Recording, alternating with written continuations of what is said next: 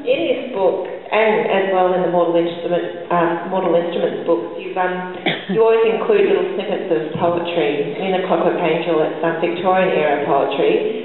I was wondering, were you exposed to poetry at a young age, or was that a love that you developed a little bit later in life? Because it's obviously extremely important to you. Yeah, my grandfather was a huge poetry fan, and so I was given tons and tons, and nobody else in my family was all that enthused, so I inherited just tons and tons and tons of poetry books from him, and I was always a big poetry lover, and I cannot write poetry at all.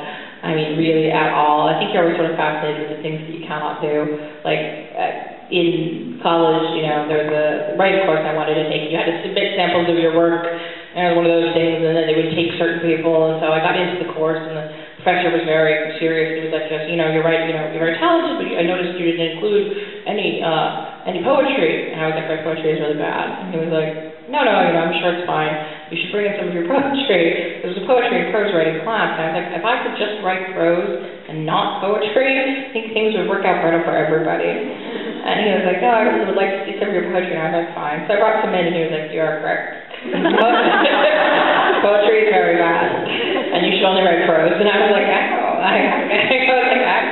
was pretty sure about that. Like, I love poetry, and to me it has a sort of, you know, it has a magical quality to it. And I think that's partly just because it's something I really can't do.